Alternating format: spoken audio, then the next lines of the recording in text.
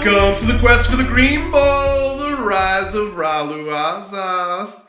Well, wow, here we are, the final out of division week of the regular season. Tiebreakers still on the line. A few seasons are on the line as well, and we may get the first playoff berth of the year, with the first division champion of 2022 also a possibility.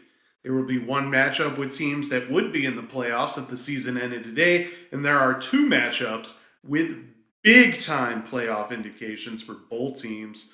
Overall, it should be an action-packed week, and we begin with our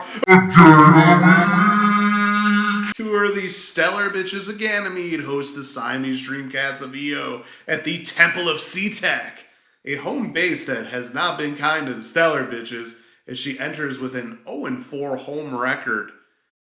Perhaps there's a reason why.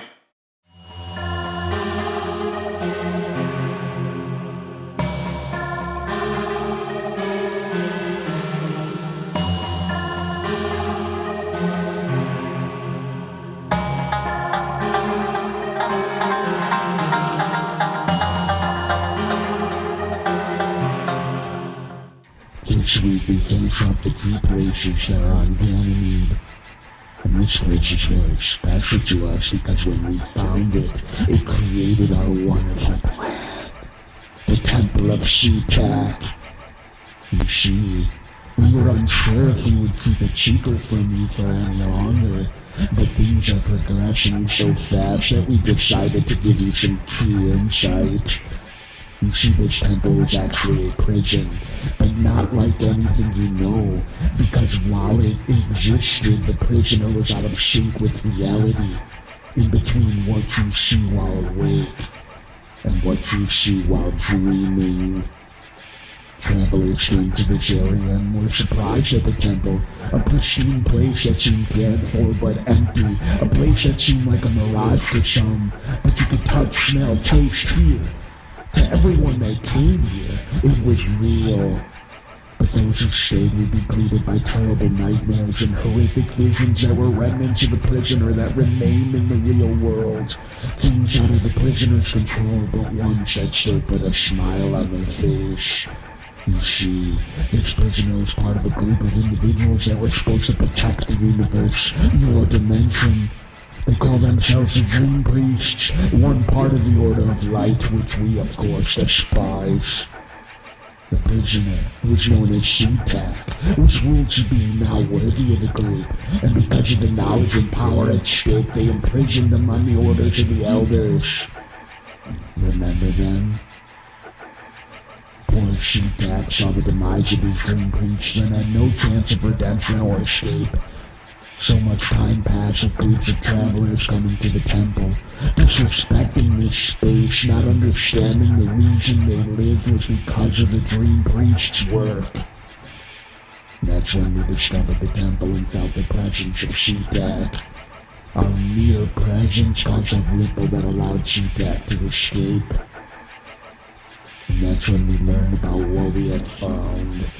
The one being that could help us escape this wretched dimension. While we can touch different points in time, we found Tsitak well in the past. So we sent Tsitak to Earth to find an artifact and allowed Tsitak to search for the remnants of the Dream Priests believed to be there. We found both, and now we're back near Jupiter ready to go to Phase 2. Of course, to the one that calls this place home, you still feel the residual effects of the nightmares and bad energy from Tsitak. In fact, the team that's here now, it could be why you're doing so bad at home in your fantasy football. But others might also feel these effects, which may be why you scored lower than usual there. Anyway, enjoy the nightmares. They will be considered joyous once we release Ralu Azath. The season seemed like it could be bigger at the start of the season, with the preseason power rankings putting the Stellar Bitches all the way up to number 3. But with the injuries to the Siamese Dreamcats, this match looks to be close.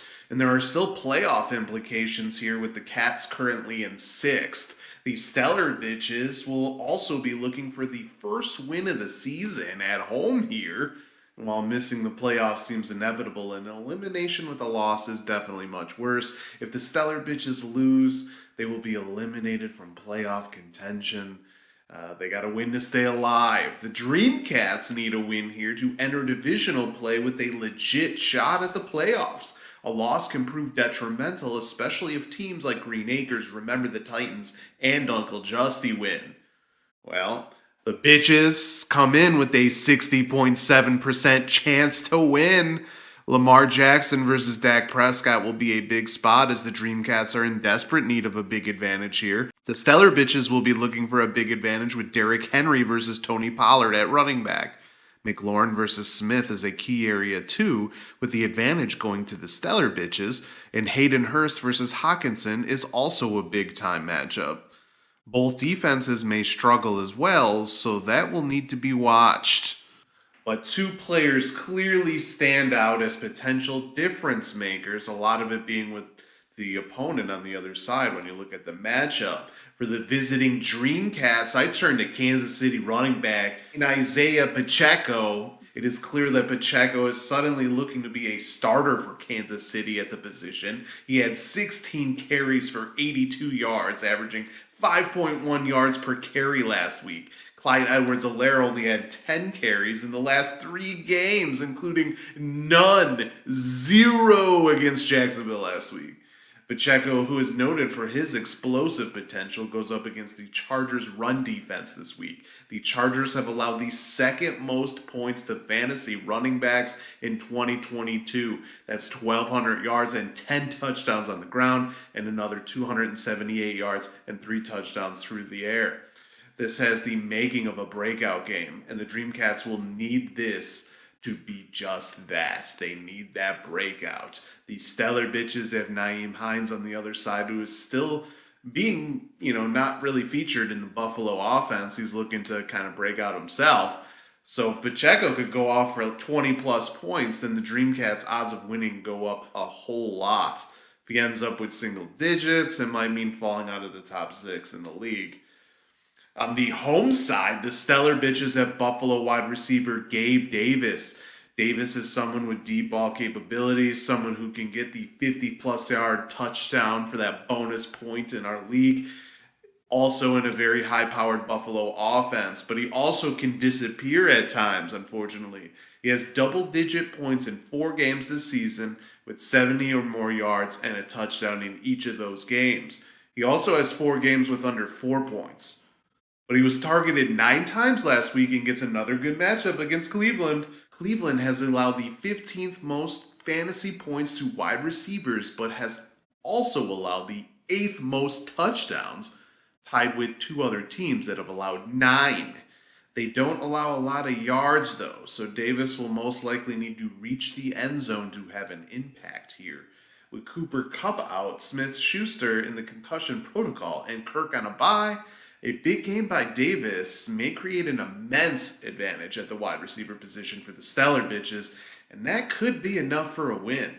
However, if Davis has one of his less than 4 points performances, well, that means that the Stellar Bitches may be having nightmares from Tsitak again, and another home defeat.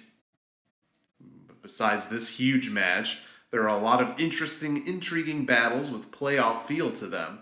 The 9-1 elite Mother Tuckers look to keep the streak alive, keeping that record going in a road match against 4-6 low-key Lebowski Thor, who desperately needs a win in this EO versus Europa match at the salt mines of Thorgard. Once again, the elite Mother Tuckers are favored big with a 7. Hurts versus Herbert at quarterback will be huge for Lebowski Thor's chances, as is the Delvin Cook and Melvin Gordon versus Austin Eckler versus Josh Jacobs matchups. Both are advantages for the elite Mother Tuckers. Deebo Samuel and Amari Cooper does give Lebowski Thor a chance to gain points against Hardman and Myers, but Higbee is favored over Tanyan at tight end. Andrews, if healthy, is expected to do much better than Edwards-Helaire in the flex. 3-7, the Clash at Demon Head fights for their lives, hosting 5-5 Remember the Titans at the Swirling Skies at Havard Point in the Europa versus Ganymede game. Remember the Titans comes in with a 75.3% chance to win, but that may change once the trade with the Dark Ridge Dreamers brings Murray and Gibson to this squad for Swift. Justin Fields and Saquon Barkley are once again players to watch for the defending champions. Both could have monster games again. Zerline and the Jets defense versus Tucker and Buffalo is interesting too, and Lamb and Curtis Samuel versus Higgins and Ayuk will be an area to watch with touchdowns possibly swinging the momentum. McCaffrey and Garoppolo will both be needed for the Clash at Demon Head to limit the advantage of Fields and Barkley.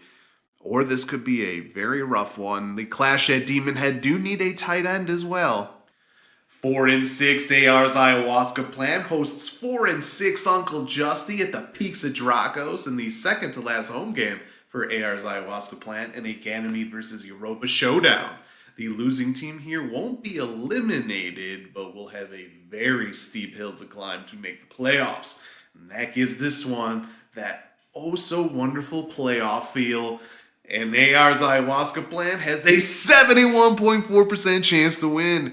Ron Rodgers and Ron Jones during Thursday night field goals, as Uncle Justy calls it, will give us a good gauge on this one. Both will need to outscore Mariota and Kamara on the other side. Sanders versus Mitchell is interesting, with Mitchell being a player drafted by AR's Ayahuasca Plant before being dropped because of an injury.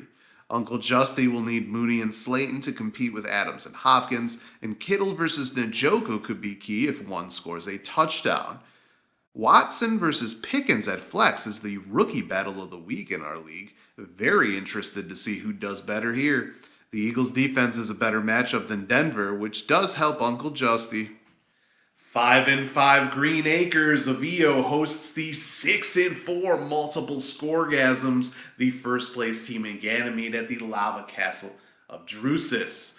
This could actually be a playoff preview, as both teams can potentially play each other in the quarterfinals based on what happens the rest of the season. Green Acres is currently 7th in the standings. The Scoregasms would be seeded 3rd if the season ended today.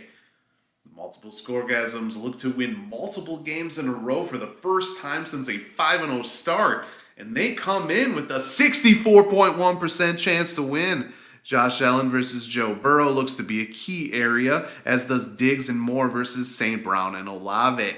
Foreman and Robinson will most likely need to outscore Pierce and Williams if Green Acres can pull off the upset here. Harris and Taylor in the flex positions feels like it could be a turning point spot in their lineups as well, and the Bengals versus 49ers defense should be a place where both teams score well. Lastly, we get a battle of heavyweights as my 7-3 Dark Ridge Dreamers, who are in first place in Europa, take on 6-4 Risky Business, who set the league weekly scoring record just a few weeks ago and is currently in 4th. That means this could be a potential Green Bowl preview, as my Dreamers are currently seated 2nd. After expected moves are made, the computers are calling this one a 50-50 toss-up. Mahomes clearly has an advantage over the dangerous sandwich man, who may or may not have someone tied to a chair in that commercial. If Wilson could limit the damage here, it could be a big boost for the Dreamers. Chubb and Patterson versus Mixon and Dillon look to be all about the amount of touchdowns they get, and Jefferson and Williams, if healthy, are a huge advantage over Thielen and Lazard. Though if Williams doesn't go, the advantage comes down a lot, with Drake London being a replacement. Komet will need to continue his recent performances with Kelsey on the other side, and the flex position might be the most key for both sides with Robinson Jr. versus Drake, and both are in very good matchups. The defense battle with the Ravens versus the Patriots also looms large. This slate of matchups looks to be some of the most competitive all year and could be the defining moment for several teams as they fight for the playoffs. I declare that we have entered the witching hour of our fantasy football regular season. 4 weeks, 6 spots to be clinched. Only one could be officially clinched this week, so this thing's going to keep going down to the wire. One division is still very much in play for multiple teams. It is time for the contenders to become pretenders and the pretenders to become contenders. And that's the content for the show. Hope you enjoyed it. Join me Sunday as Remember the Titans gloats about his Game of the Week win over my Dark Ridge Dreamers. Until next time, salut, and check out the updated standings before you go.